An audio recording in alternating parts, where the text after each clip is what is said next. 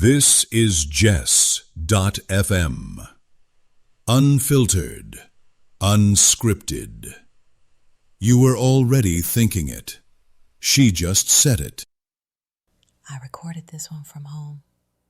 No car, no mic, just me and a nail file. We're talking B. Simone, Shake Shack, and why some people never ask for help but still expect it. Let's get into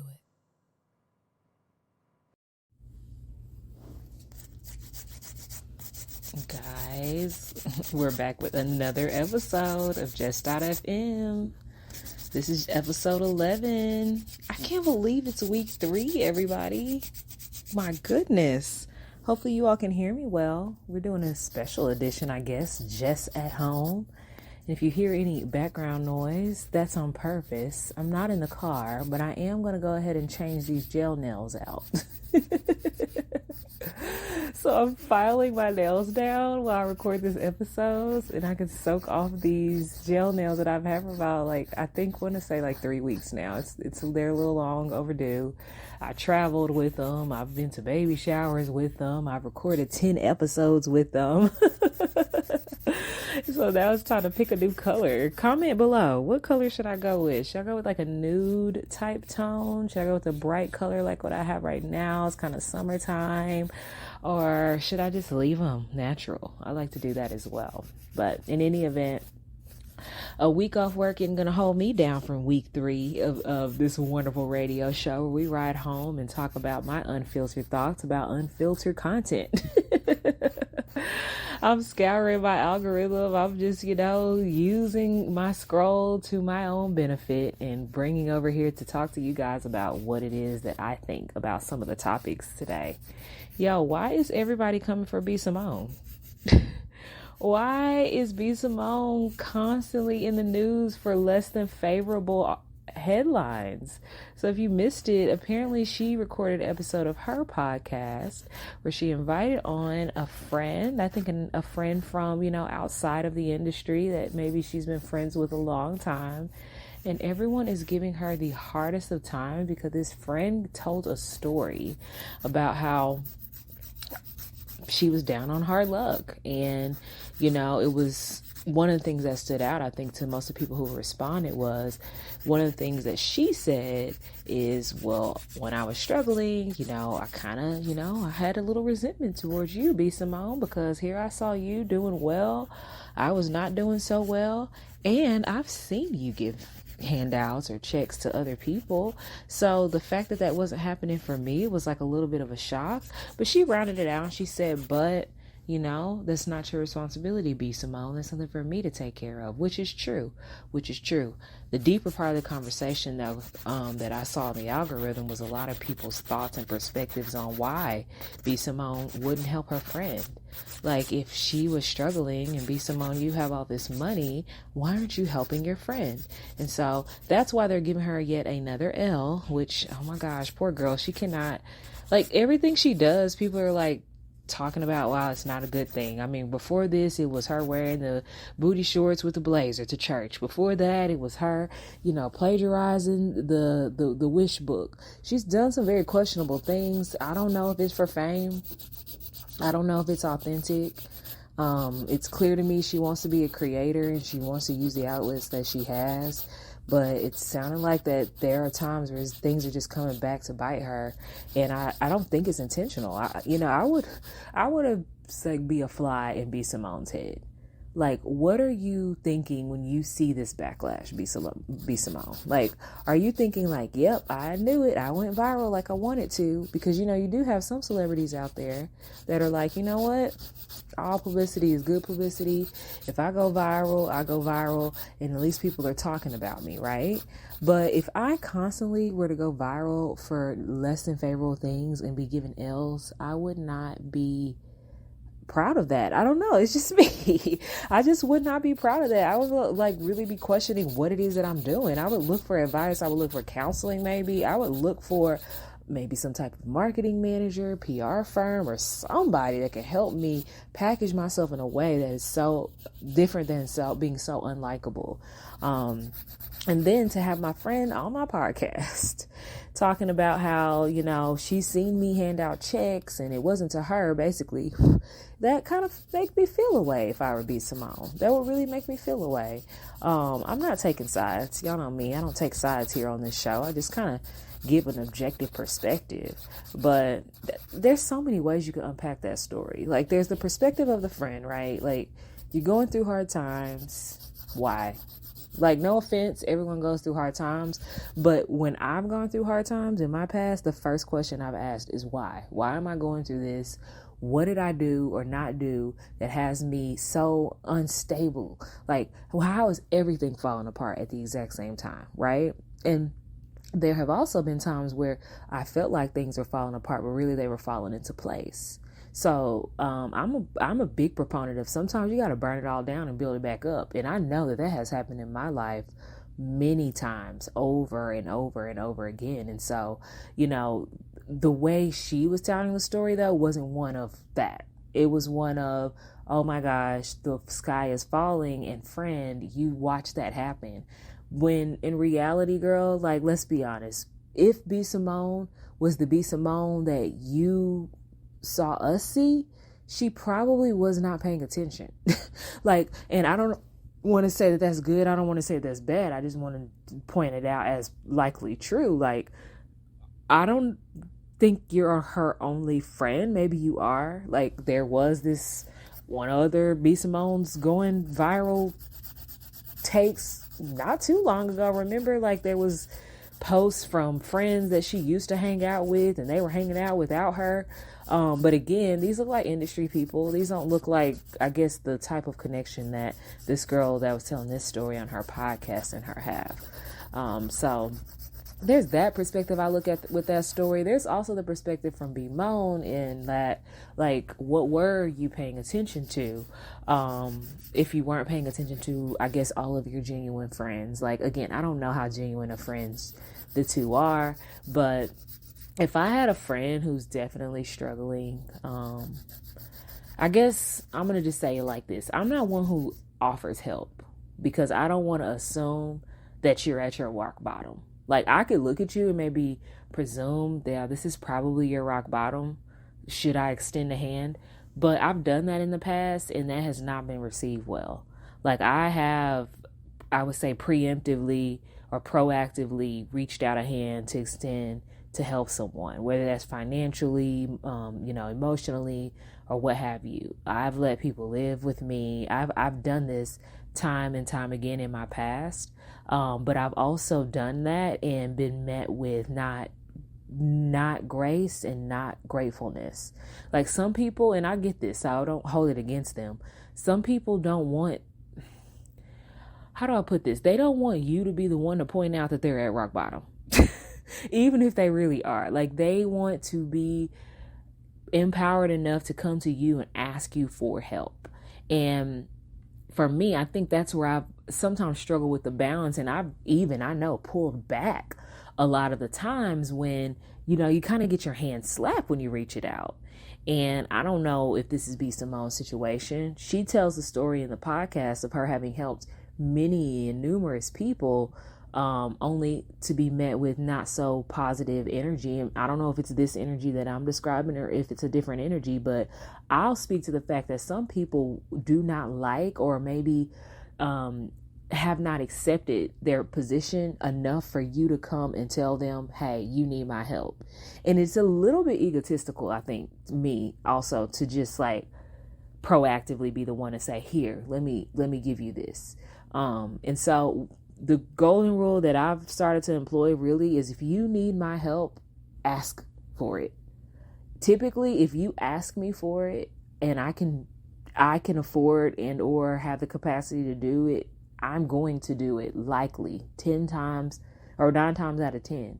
Or I'm gonna be very transparent with you. I'm gonna be like, you know what, this is just not a time where I can help you, and I hope that you would be, mindful enough, caring enough to understand that too.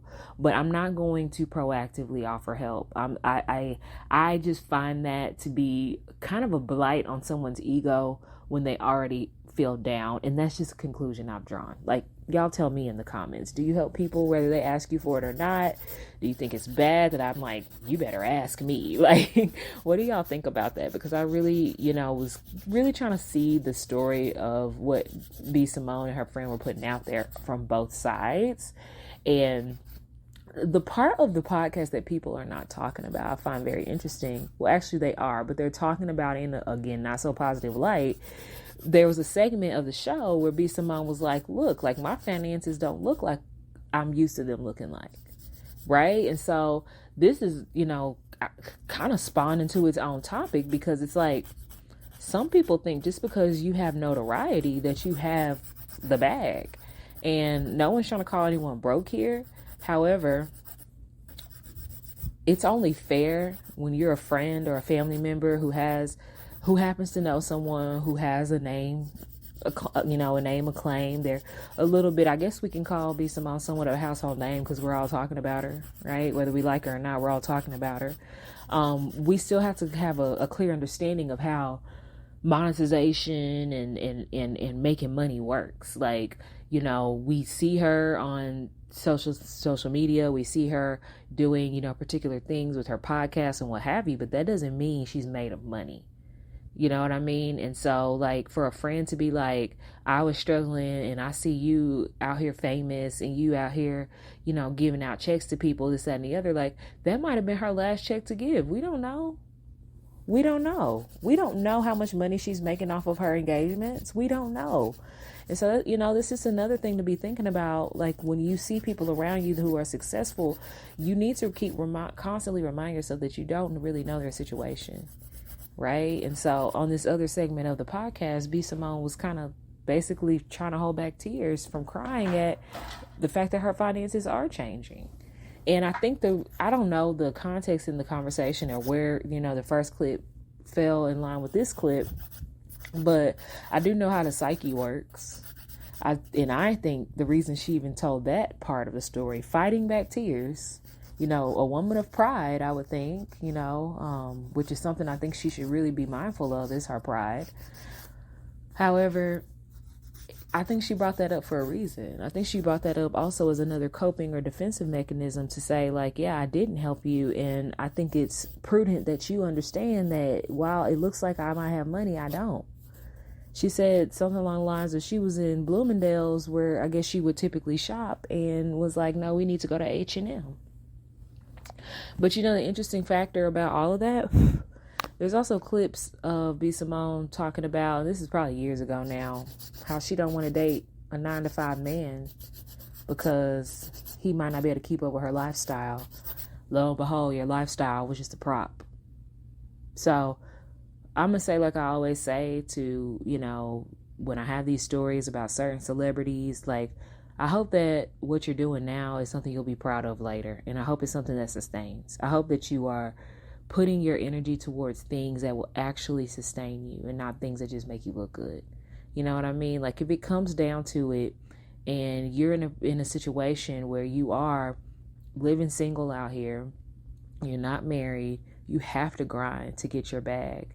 And what if the grind runs out? You know what I mean? Like, when it comes to celebritydom these days, and this is why I would never encourage anyone to chase fame. When it comes to chasing fame, you also have to maintain relevance. And in order to maintain relevance, you got to stay in the public eye. And in order to stay in the public eye, you got to decide what you're going to give. You get what I mean? There are other ways to acclaim wealth, but those ways do not appear to be the ones that B. Simone is necessarily after. So if you find yourself similar to B. Simone and being able to see things the way she sees things, like, again, I encourage you, like, is what you're doing now really going to be what sustain you? Are your viewpoints or your moral values, are these things going to really sustain you long term? Or are they just the things that sound good and look good and maybe are a little bit funny that girls can kiki at right now? And 2-3 years later, you at Bloomingdale's talking about you got to go to H&M. Like, I'm just saying, I'm not calling anyone out. It's just like we have to keep our eye on the bigger picture. We have to keep our eye on the bigger picture. So that being said, speaking of bigger picture, speaking of, what are you doing to sustain? I saw another clip. This is less out of the celebrity realm and more into like the everyday lifestyle. I would say everyday realm you and I live in. Look, there was this couple. They're on a date. The girl is recording and she's ranting about why the man decided to take her to Shake Shack for lunch. I'm just let that sit for a second. She was ranting and raving at the fact that the man decided to take her to Shake Shack for lunch. Now, how many of y'all are like me have had a good Shake Shack for lunch? I got my hand in the air. Who else has their hand in the air?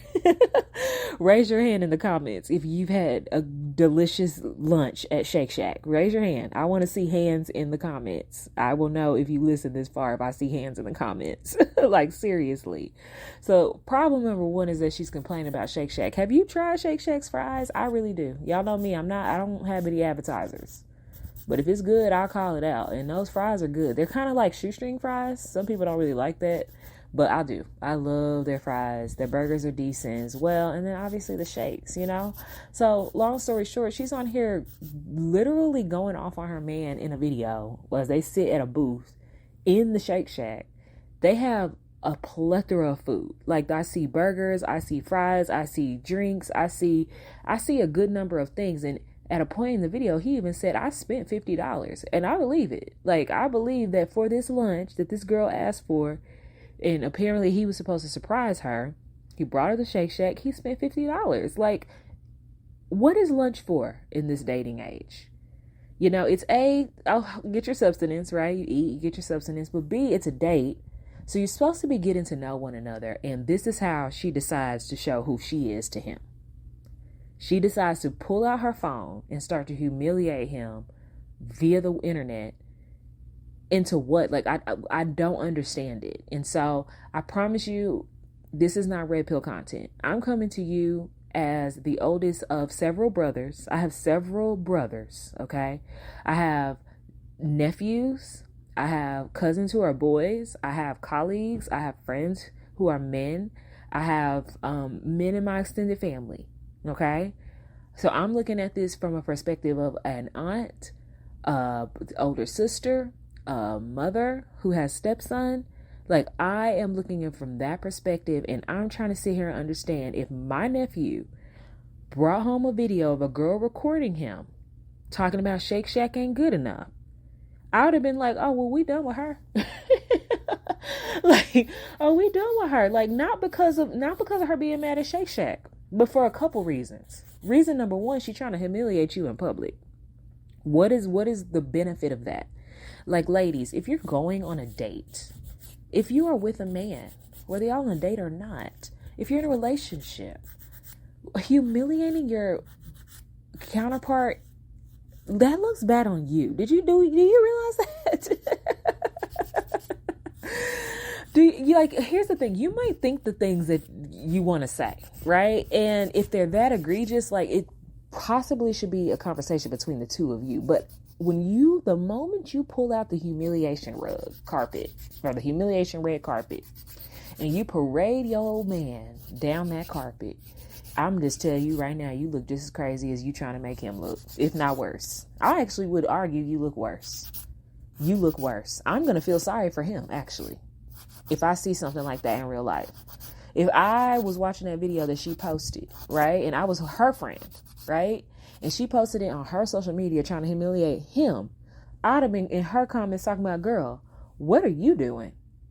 Like, why do you have the phone out with all that delicious Shake Shack in front of you? I'm just that friend. I'm going to be honest with you. I'm going to call it how I see it. I don't take sides based on gender. I don't do that. I take sides based on principle, character, moral values. Like, that's what we're doing here. And the principle of the fact is not just women to men, men to women, family to family team to team, colleague to colleague, you humiliating another person to try to make yourself look good or somehow whatever, it never works. You always end up looking crazy. You always do. When you take the step to try to embarrass someone, you always are the one who's looking crazy. Okay? I don't agree with that. Not only that, let's just talk about how ungrateful this girl had to have been to want to go to lunch, which I don't know if they have jobs, right? I don't know.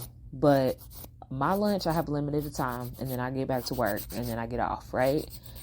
I'm taking the time out of my day as this guy, and I'm trying to take you to a nice lunch, and you sitting here recording me. And by the way, like, I still bought you this lunch. Like, whether you like it or not, are you grateful?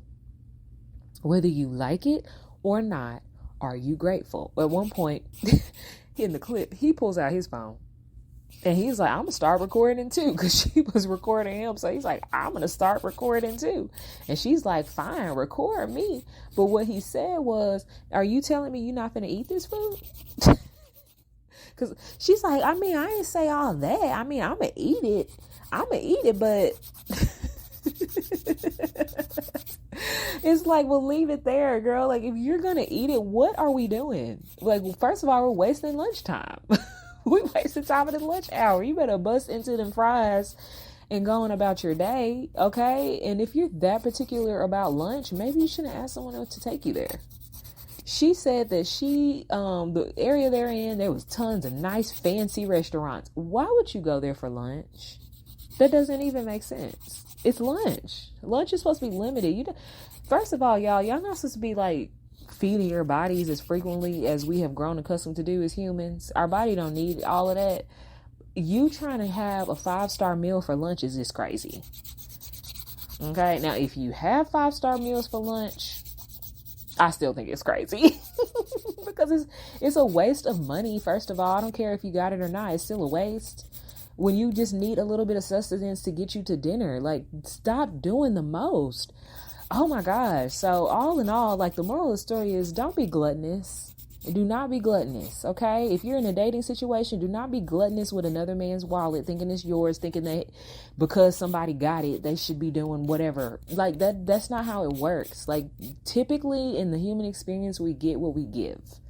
All right. So if you would have gave expensive or gave, caring or gave nurturing or gave something other than humiliating him, who knows what he would have done. But part of the clip, he says, this is why I don't like going on dates. And it's a lot of men out here that's feeling like this. How do I know? Again, I have family members who are men. I have colleagues who are men. We all do. We all do. We act like when we have these romantic conversations that we just forget that we are all humans out here trying to make it. And for some reason, as women, there are times we find ourselves in this very gluttonous mode, and it just doesn't look cute, ladies. It's not cute. So be nice. All right? Be nice. If you're that particular about lunch, take yourself. All right? And don't be gluttonous. All right. I don't know what happened there, but the moral of the story is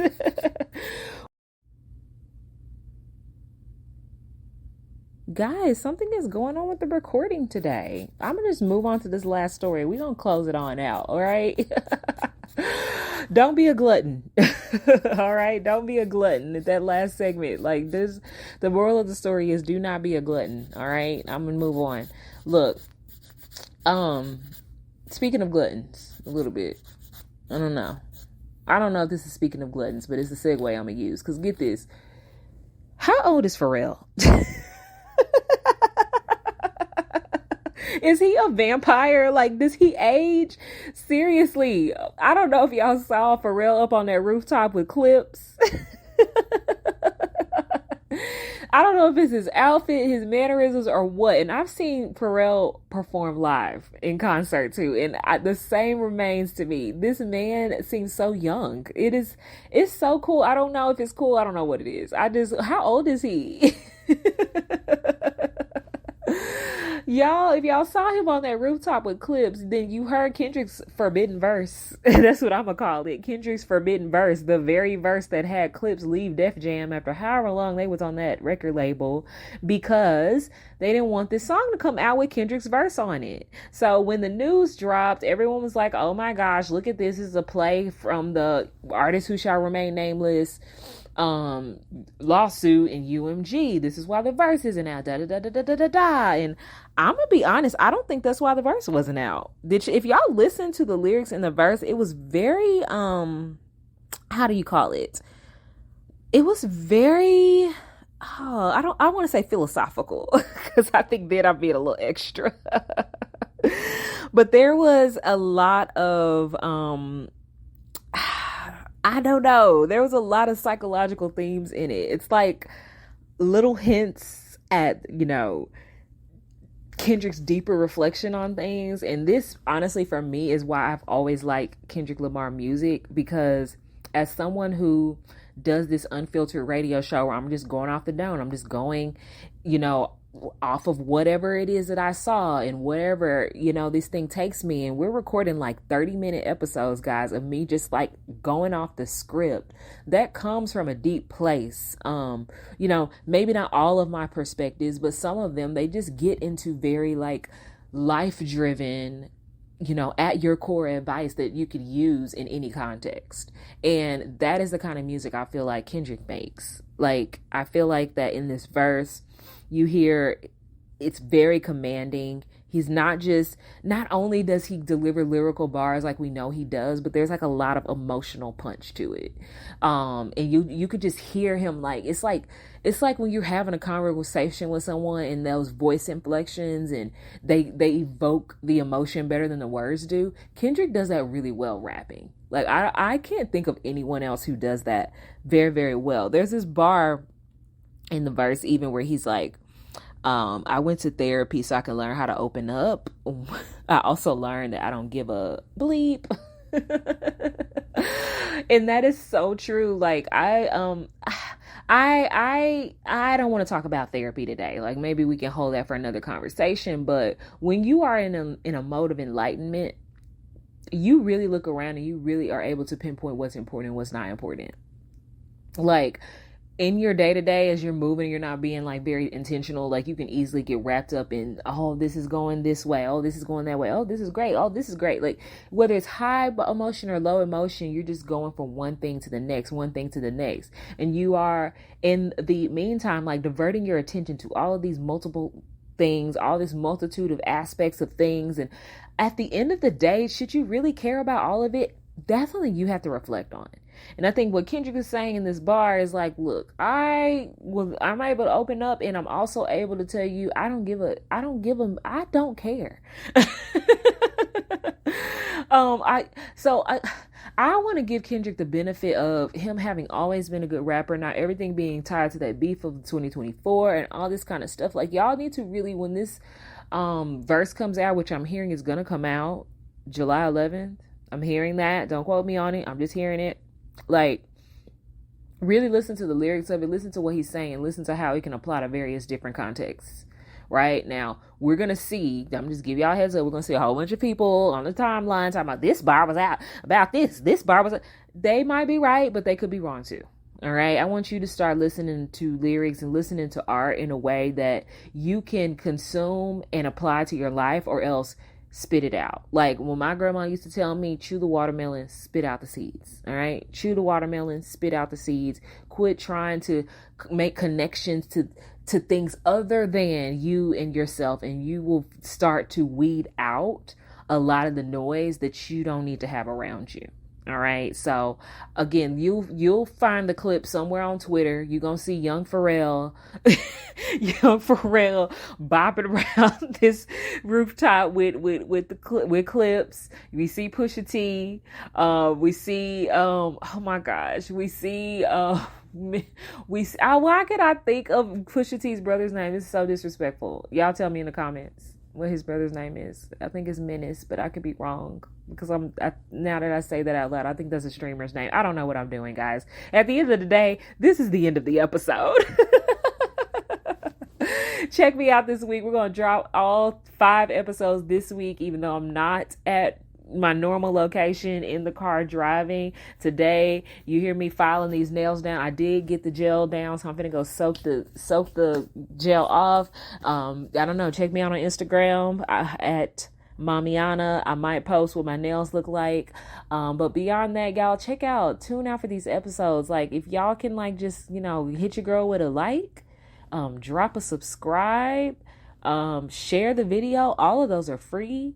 Do that and then come back tomorrow. And leave a comment. Tell me what you want to talk about. Are y'all seeing any interesting things that is just like at the surface, it's the more of the same, but down below, beneath the layers, there might be a deeper connection. If you find that, let me know. All right. But until then, I appreciate you. Bye-bye.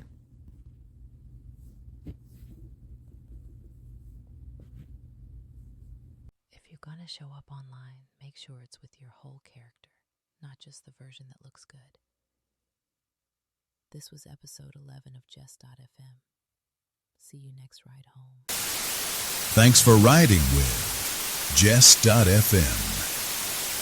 See you next ride.